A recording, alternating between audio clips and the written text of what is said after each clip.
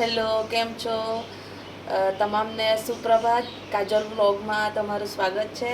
આજે આપણે બનાવવાના છે આજેલાની ચટણી. એમાં આજ રોજ આપણે બનાવીશું આજેલાની ચટણી.